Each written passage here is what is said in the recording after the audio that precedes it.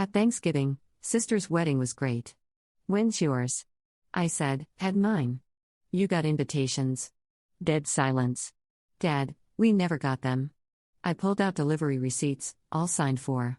You threw them away.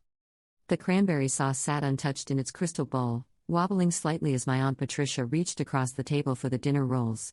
23 people crammed around my parents' extended dining table, and I was sandwiched between my cousin Jake and his new girlfriend whose name I'd already forgotten twice. The turkey had been carved, the wine was flowing, and everyone seemed determined to pretend this was a normal family gathering. But it wasn't normal. Nothing had been normal for 8 months. My sister Emma sat at the opposite end of the table, practically glowing in her cream-colored sweater, her new wedding band catching the light from the chandelier every time she moved her hand. She'd gotten married 5 months ago in what everyone kept calling the wedding of the year. I'd seen the photos on Facebook, Instagram, everywhere. 200 guests at a vineyard in Napa Valley. A dress that cost more than my first car. A 7-tier cake that looked like it belonged in a museum. I wasn't there. But then again, she wasn't at mine either. Rebecca, honey, you're so quiet today, my mother said, her voice carrying that particular tone of forced cheerfulness she'd perfected over the years. Is everything all right? I smiled and nodded, pushing sweet potatoes around my plate. My husband David squeezed my hand under the table. He knew what was coming. We'd talked about it for weeks, debating whether this was the right time, the right place. He'd left it up to me. Emma laughed at something our Uncle Tom said, throwing her head back in that theatrical way she'd developed in college. She'd always been the golden child, the one who could do no wrong. Homecoming queen, summa cum laude, married to a pediatric surgeon named Brandon who looked like he'd stepped out of a J. Crew catalog. I was the older sister who'd gone to state school, became a high school English teacher, and married a general contractor. So, Emma, Aunt Patricia said, beaming at my sister, your wedding was absolutely spectacular. I've never seen anything like it. The way those string lights looked over the vineyard at sunset, it was pure magic. Emma preened, accepting the compliment like a queen receiving tribute. Thank you so much. We really wanted it to be special, you know? Something people would remember forever. I'm still finding glitter from those favors in my purse, my cousin Melissa chimed in, giggling. The conversation continued, everyone taking turns praising the event. The food, the music, the venue, the decorations. I'd heard it all before, at birthday parties and barbecues over the summer. The wedding had become the only thing anyone in my family wanted to talk about. My father cleared his throat from the head of the table. It was a proud day for your mother and me. Seeing our little girl marry such a fine young man. That stung more than I expected it to. David's hand tightened on mine.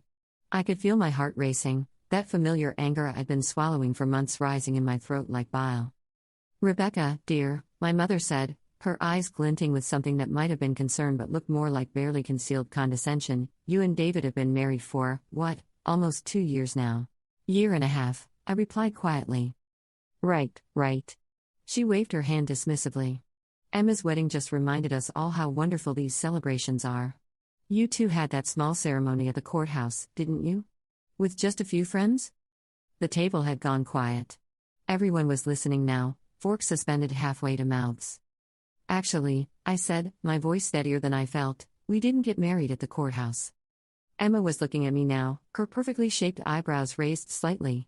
Brandon had his arm around her shoulders, looking confused. What do you mean?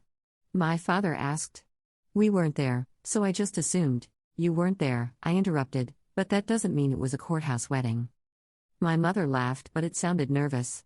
Honey, if you'd had a real wedding, we would have been there. Were your parents? This was it. The moment I'd been simultaneously dreading and anticipating for 8 months. I reached into my purse, which I kept on my lap throughout dinner for exactly this reason, and pulled out the folder. The thick, brown folder that I'd assembled with the kind of meticulous care I usually reserved for lesson plans. We got married on March 15th, I said, my voice carrying across the suddenly silent room. At the Riverside estate. We had 92 guests invited. 86 people came. There was a string quartet, a sit-down dinner, and a cake from Magnolia Bakery. My dress was ivory lace and David wore a navy suit. My friend Rachel was my maid of honor and David's brother Mike was his best man. The silence was deafening. I could hear the antique clock in the hallway ticking, each second stretching out like taffy. Rebecca, what are you talking about? Emma's voice had lost its musical quality. She sounded flat, almost robotic. I opened the folder and pulled out the first set of photos. My photographer had given me both digital and physical copies, and I'd printed the best ones at Costco 2 weeks ago. I passed them to my left, toward my father. His face went pale as he looked at the images. My mother leaned over his shoulder, her mouth opening and closing like a fish gasping for air. "This can't be," my mother whispered. You never told us." "I did tell you," I said calmly, though my hands were shaking. "I sent save the dates in December. I sent formal invitations in February. I called you, Mom, 3 times to discuss it. You told me you were too busy to talk about party planning and we could discuss it later." "I don't remember any of that," she said, but her voice wavered.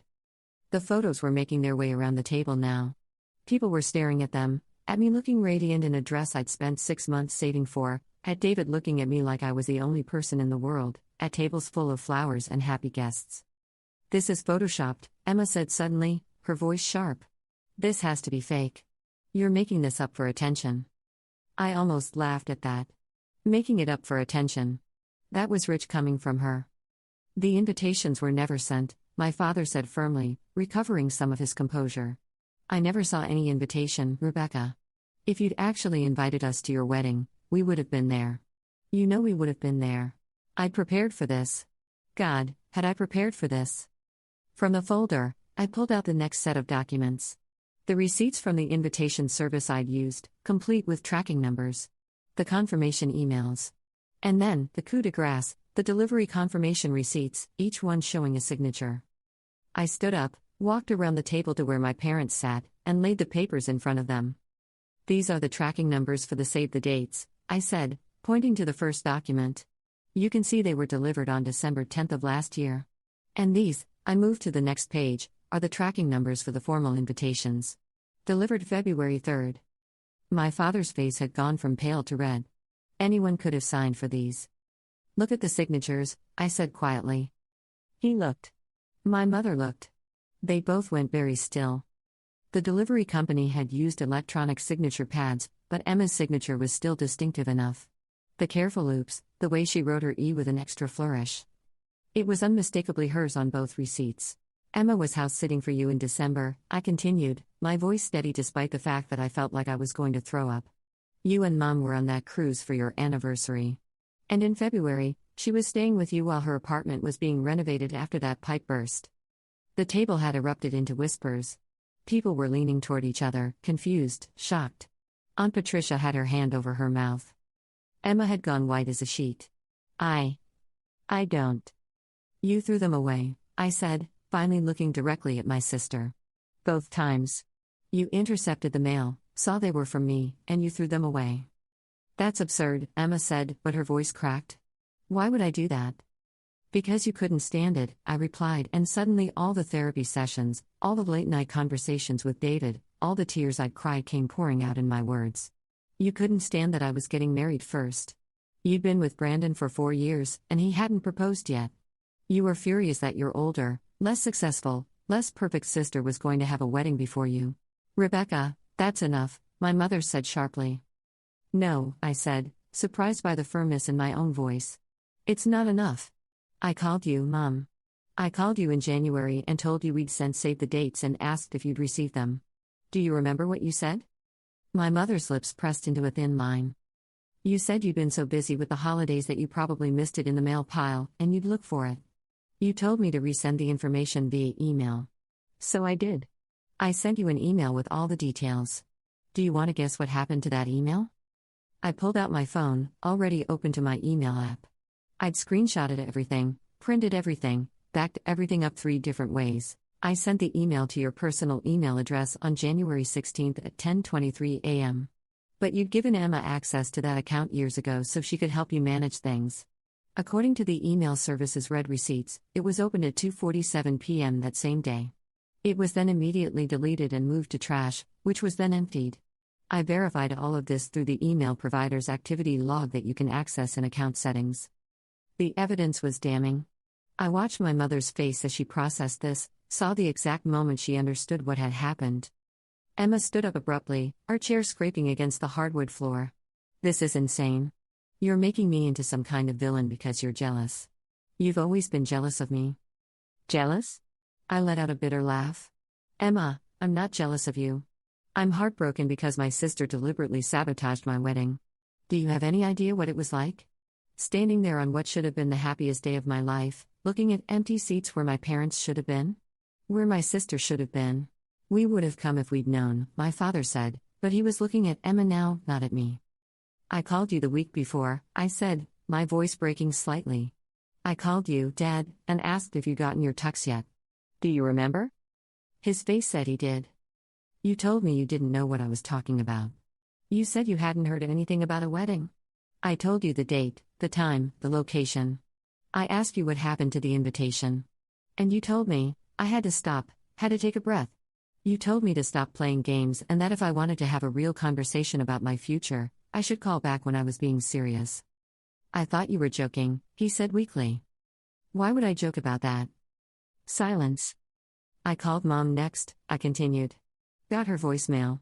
Left a message explaining everything, begging you both to come.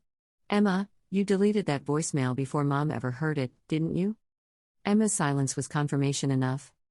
It wasn't just the invitations, I said, pulling out more papers. I sent a group text to the family chat in February with all the wedding details. That text thread was deleted by the chat admin. Emma, you were the admin of that chat. I sent physical letters to your office, Dad.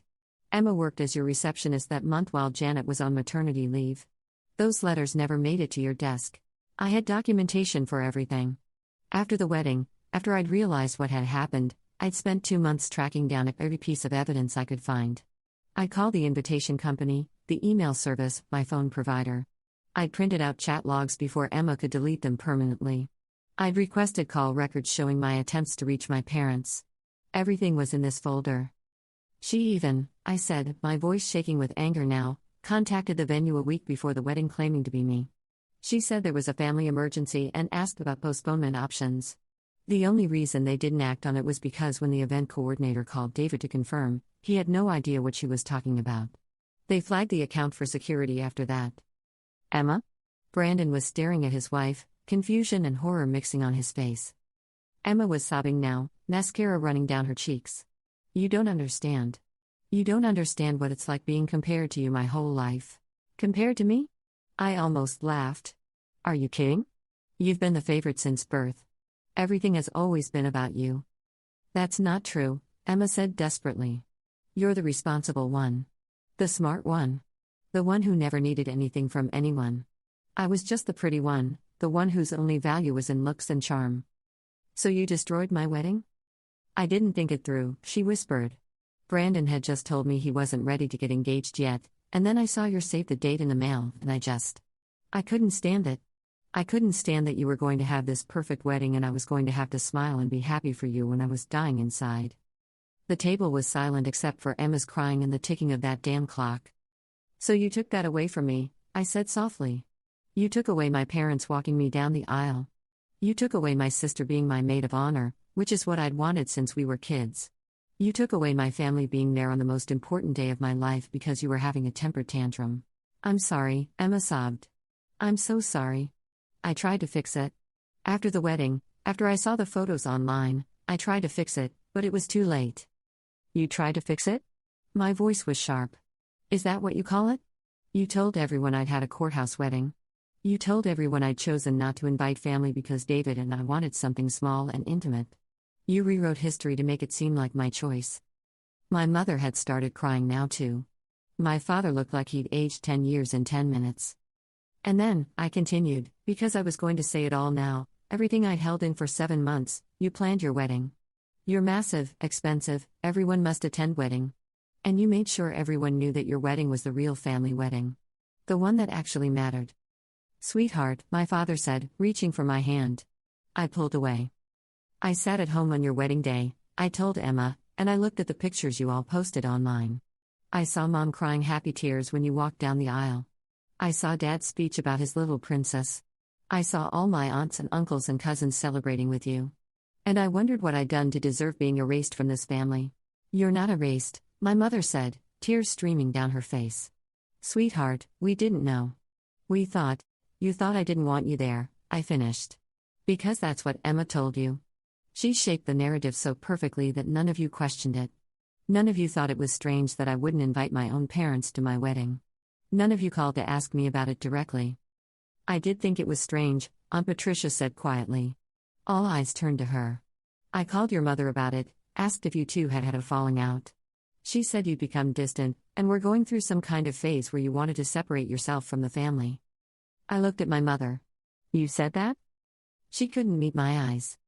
Emma told us that's what you'd said, my mother whispered. She said you told her you were tired of being in her shadow and wanted to do things on your own. We believed her because she's never lied to us before. That you know of, David said quietly. It was the first time he'd spoken since dinner started. Emma flinched. I have copies of everything, I said, placing the folder on the table. Every receipt, every confirmation, every piece of evidence. I had to hire a private investigator to help me piece it all together because I thought I was losing my mind. I thought maybe I had forgotten to send the invitations. Maybe I dreamed the phone calls. But I didn't. Everything I said is documented in here. I looked around the table at my family, at the shocked faces and guilty expressions. I came here today because I wanted you all to know the truth. I wanted you to know that I didn't exclude you from my wedding. I didn't choose to cut you out of my life. That choice was made for me by someone who was supposed to love me. Rebecca, please, Emma said, standing up and trying to come toward me. Please, I'm so sorry. I'll do anything to make this right. Anything. There's nothing you can do, I said simply. You can't give me back that day. You can't give me back the feeling of seeing my mom's face when I walked down the aisle, or having my dad give me away, or dancing with my sister at my reception. Those moments are gone forever. We could have a vow renewal, my mother said desperately. We could all be there, and it would be beautiful, and it wouldn't be the same, I interrupted. It would be a consolation prize. A makeup event for the wedding I should have had. Brandon had gone completely silent, staring at his wife like he'd never seen her before. Emma, he said quietly, is this true? All of it? Emma couldn't look at him. She was hunched over, her arms wrapped around herself, shaking with sobs. How many other things have you lied about? He asked, his voice gaining an edge I'd never heard before. How many other times have you manipulated situations to get what you wanted? Brandon, please, Emma gasped. Not here. Not now. But he stood up, pushing his chair back. I asked you point blank if you knew why Rebecca wasn't at our wedding. You told me she declined the invitation because she was having marital problems. You said she was embarrassed. My jaw dropped. You told him what? Emma's face crumpled further. I had to explain why you weren't there. Everyone was asking. So you made up lies about my marriage? The anger I'd been holding back was turning into something bigger, something I couldn't control. You told people David and I were having problems? I panicked, Emma whispered. The lies just kept getting bigger, and I couldn't stop them. Aunt Patricia spoke up again, her voice sharp. Is that why you told me Rebecca was thinking about divorce? Last summer at the pool party? I felt David tense beside me. He hadn't known about that one either. Multiple people came up to me at your wedding, I said slowly, pieces falling into place, and told me they were glad David and I had worked things out. I had no idea what they were talking about. I thought they confused me with someone else. Oh my God, my cousin Melissa breathed. She told everyone. At the bridal shower, she said you and David were in counseling. The table erupted again. More relatives chiming in with things Emma had told them. My marriage was rocky. David and I were fighting constantly. I was jealous of Emma's relationship. I'd gained weight and was depressed. The lies had spread like poison through my entire family. Stop, I said, but my voice was too quiet under the chaos. Stop, David shouted, standing up. The room went silent immediately. Do you all hear yourselves? You're confirming that you believed these lies. You believed Rebecca's marriage was falling apart, and none of you, not one of you, called her to check if she was okay. You didn't offer support or ask if she needed help. You just gossiped about it. The shame on their faces was palpable. Emma created a narrative, David continued, his voice hard, where Rebecca was the problem. The troubled sister. The one who was struggling. And you all accepted it without question because it was easier than confronting the golden child. My father opened his mouth to protest, but nothing came out. David, sweetheart, that's not fair, my mother tried. Isn't it? David challenged. Rebecca called you crying 2 weeks after the wedding. I was there. I heard her begging you to explain why you weren't there. What did you tell her, Carol? My mother flinched at the use of her first name. David had always called her Mrs. Morrison before. I told her I didn't know what she was talking about, my mother admitted quietly. Emma had shown me text messages that day from Rebecca saying she wanted space from the family. I thought Rebecca was having some kind of breakdown. I never sent those texts, I said. Did you check the number they came from? The look on my mother's face told me she hadn't. Emma had a second phone, Brandon said suddenly, his voice hollow. A burner phone. She said it was for work, for keeping her personal and professional life separate. But she's a graphic designer. She works from home. There's no reason she'd need two phones. Emma's head snapped up. Brandon, don't. How long? He demanded. How long have you been using that phone to pretend to be other people? To send fake messages? I want to go home, Emma said, standing up abruptly. I can't do this anymore. I can't sit here and be attacked by everyone. Attacked? I couldn't believe what I was hearing. You're the victim now? You humiliated me, Emma shouted, her sadness transforming into rage. You came here with your folder and your evidence and you destroyed me in front of everyone. On Thanksgiving. You couldn't have talked to me privately? You had to make a spectacle? Like the spectacle you made of my life? I shot back. You didn't just lie about the wedding, Emma. You spent months destroying my reputation with our entire family. You made them think I was falling apart, that my marriage was a disaster, that I was too mentally unstable to be around. And for what? So they wouldn't question why I wasn't at your perfect wedding? You've always had it easier, Emma hissed. Perfect Rebecca. Smart Rebecca. Rebecca who never needs anything from anyone. Do you know what it's like being your sister? Apparently easier than being yours, I snapped. Uncle Tom cleared his throat uncomfortably. Maybe we should all take a break, calm down. No, I said firmly. Everyone's going to sit here and hear this because I've spent 8 months listening to all of you praise Emma's wedding while mine was erased from existence. The weight of what I'd done was starting to settle on me. I'd blown up Thanksgiving. I'd exposed Emma in front of the entire family. There was no coming back from this. But I'd lived with this secret, this pain, for 7 months.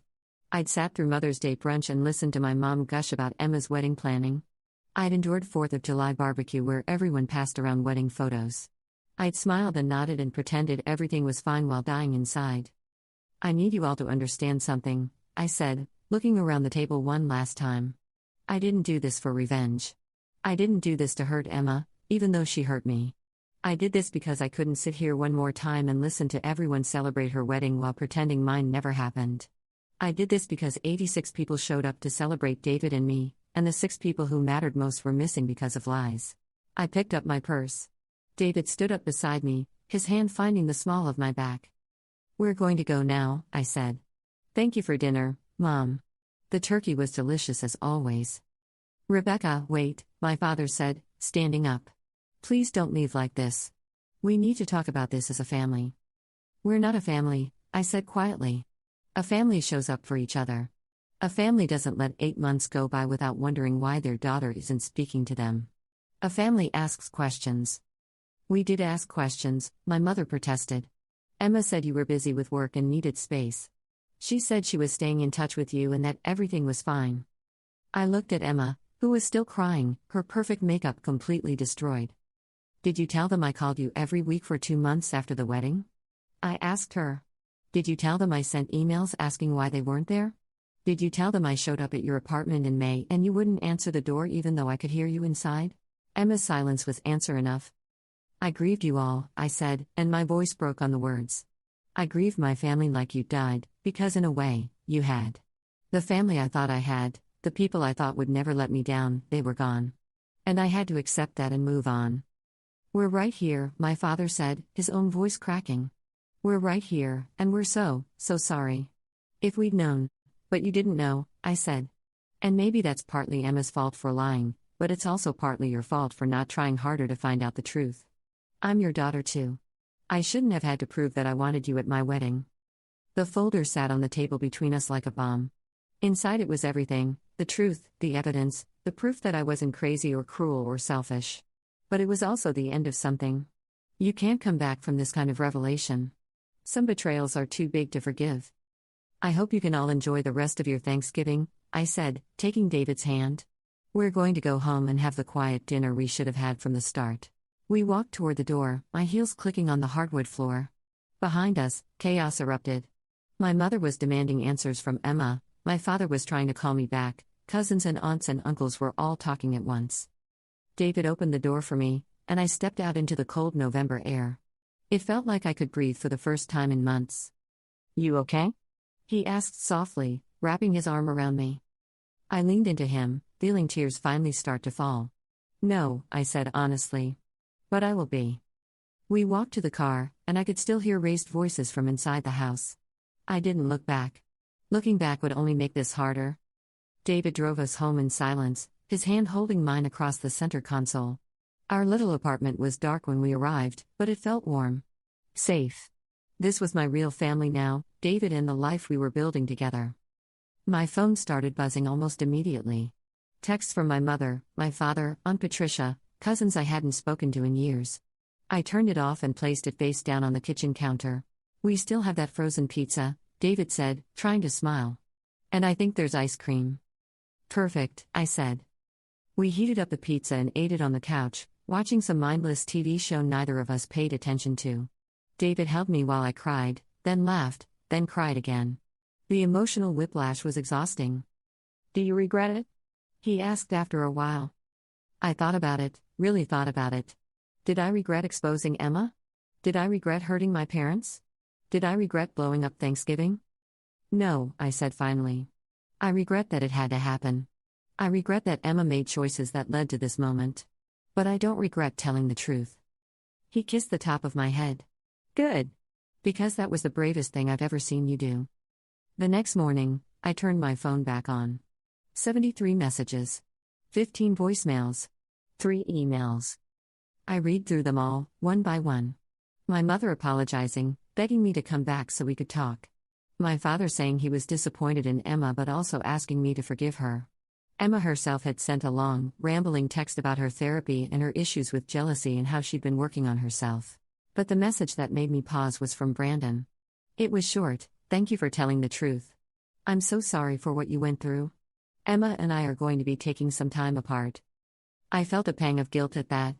I hadn't wanted to destroy Emma's marriage. But then again, I hadn't destroyed anything. Emma's lies had caught up to her. That wasn't my fault. Over the next few weeks, my family tried everything to get me to come back. My mother wanted to plan a proper celebration of my marriage. My father offered to pay for a vow renewal ceremony. Emma wrote me a long letter detailing every instance of her jealousy and insecurity, explaining but not excusing her behavior. I read it all, but I didn't respond. I needed time. Time to process, time to heal, time to figure out if these relationships were even worth salvaging. David and I spent Christmas alone in our apartment, cooking a small ham and watching Christmas movies. It was quiet and simple and exactly what I needed. My mother called 17 times that day. I let every call go to voicemail. It was New Year's Eve when I finally responded to my parents. I sent them a short email: "I appreciate your apologies. I need more time. Please respect that." My mother called immediately. I didn't answer. Emma and Brandon separated in January. According to Aunt Patricia, who had somehow gotten my work email address, the wedding revelation had made Brandon question everything about their relationship. He'd found other lies, other manipulations, other times Emma had shaped reality to suit her needs. By March, they'd filed for divorce. I felt terrible about that. But I also remembered sitting in my wedding dress, looking at empty seats, feeling abandoned by everyone I loved. Emma had made her choices. Everyone had to live with the consequences. It's been almost 2 years since that Thanksgiving. I still don't talk to Emma. She sends cards on my birthday and Christmas, always with long notes about her therapy and personal growth. I read them, acknowledge the work she's doing, but I'm not ready to let her back into my life. Maybe I never will be. My relationship with my parents is complicated. We have lunch once a month at a neutral location. We talk about surface-level things: work, weather, David's business. We don't talk about Emma. We don't talk about the wedding. We're trying, in our own way, to build something new from the ruins of what we had. Sometimes I wonder if I should have just kept quiet. Let them believe Emma's lies, let everyone think I had a courthouse wedding, avoided the confrontation entirely. It would have been easier. But I look at my wedding photos now, displayed proudly in my home, and I remember that day. I remember the joy, the love, the commitment David and I made to each other. That day happened. It was real. It mattered. And I refused to let it be erased.